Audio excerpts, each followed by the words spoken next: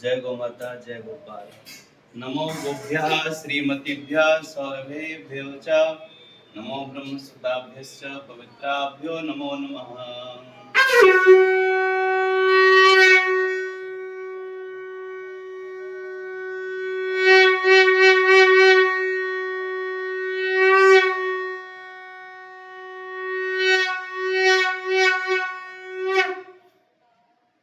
भगवान की कृपा से भारतवर्ष की गौ संस्कृति को, देव संस्कृति को, यज्ञ संस्कृति को पूरे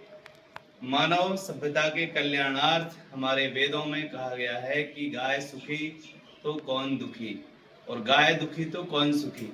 आज ये पूरी दुनिया बारूद के ढेर पे बैठी है, पूरी दुनिया में खून खराब हो रहा है, युद्ध की विभीषिकाएं हैं, कलह है चारों तरफ। भारतवर्ष की संत परंपरा में हम लोग इस समय हैं और हम परिव्रजन करते हुए देश भर में कहीं ट्रेन से तो कहीं किसी के सहयोग से, जहाज से तो कहीं पैदल तो कहीं बस से, अपने पूरे देश में जो सच्चे गौ भक्त हैं उनको हम लोग चिन्हित कर रहे हैं। उसी क्रम में पिछले जून के महीने में बनारस में गौरक्षार्थ 2024 का लोकसभा का चुनाव बड़ी शिद्दत से, बड़ी हिम्मत के साथ, बड़े साहस के साथ और मुद्दे पर कि आजाद भारत में भारत की जो संस्कृति है उसकी आधारशिला गाय क्यों कट रही है, 76 वर्ष हो गए हैं, इस विषय को उठाने वाले कोली शेट्टी शिव कुमार हमको बनारस में मिले। मैं भी वहां वर्तमान प्रधानमंत्री से यही प्रश्न करने के लिए वहां प्रत्याशी था और हमने भी एक प्रेरणा देकर के एक भारतीय जवान में, एक भारतीय सैनिक का, शहीद सैनिक का भाई हूं, पीछे परिव्राजक हूं, तो एक शहीद का भाई होने के नाते हमारा संबंध भारत की एक्स आर्मी से है। तो हम लोगों ने एक संगठन बनाया, चुनाव आयोग में रजिस्टर कराया और फिर उसको लेके हम बनारस पहुंचे कि हम पूछेंगे सिस्टम से, प्रधानमंत्री के सामने हम प्रत्याशी बन के चुनाव लड़ेंगे कि भाई तुम तो राम का नाम लेते हो, राम की संस्कृति के संवाहक हो, फिर गोहत्या कैसे और गोहत्या करने वालों से चंदा कैसे और बीफ एक्सपोर्ट का व्यवसाय बढ़ाया कैसे, इन तमाम प्रश्नों को लेकर हम वहां पहुंचे। ये भी वहीं पहुंचे, हमारी वहां भेंट हुई और इनकी हिम्मत को देखते हुए तो जो एक पथ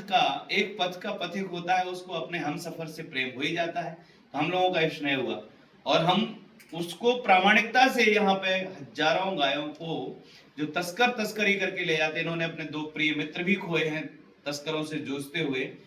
मैं भी वहां बुंदेलखंड क्षेत्र का मेरा शरीर है, हम भी वहां तस्करों से लड़ रहे हैं। इसका मतलब पूरब से पश्चिम, उत्तर से दक्षिण पूरे देश में हाहाकार है, गौ माता दुखी है, असुरक्षित है और जो गौ भक्त हैं वो संघर्ष कर रहे हैं।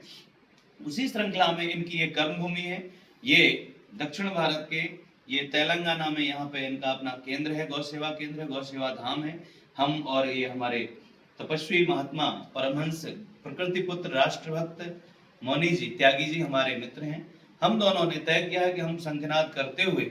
अच्छे अच्छे गौ भक्तों को सूचीबद्ध करेंगे। उस देश में राजनीति के क्षेत्र में एक तीसरा विकल्प खड़ा करेंगे, विशुद्ध देश भक्तों का, गौ भक्तों का, क्योंकि 3 समारत देश को सती संत और सूर और 3 बिगारत देश को कपटी कायर क्रूर। तो ये जो कपटी कायर क्रूर लोग भरे पड़े हैं, कहते कुछ हैं करते कुछ हैं, रामनामी दुपट्टा ओढ़े हैं, कोई राष्ट्र की भक्ति की बात करता है कि हमने देश आजाद कराया, कोई कहता हम संस्कृति के संवाहक हैं। ये सब पाखंडी लोगों का चरित्र की समीक्षा करने वाले पूज्य संत अब इस देश में एक राजनीति का नहीं, व्यवस्था परिवर्तन का एक विकल्प खड़ा करेंगे। सज्जनों के सौजन्य से हम यहाँ पहुंचे हैं, हम धन्य मानते हैं।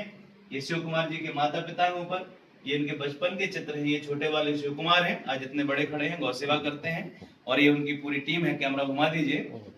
आप सब जो इनका सहयोग कर रहे हो, आप सबका हम हृदय से धन्यवाद करते हैं और आपके माता पिता को हम प्रणाम करते हैं कि आप एक सच्चे गौ भक्त को, एक सही मायने में जो गौ सेवा करता है, सही मायने में जो गाय के प्रति, धर्म संस्कृति के प्रति अपनी श्रद्धा भावना रखता है, साधु संतों के प्रति समझ रखता है कि कौन सही है कौन गलत है, कहाँ सच है कहाँ पाखंड है, ऐसे शिव कुमार के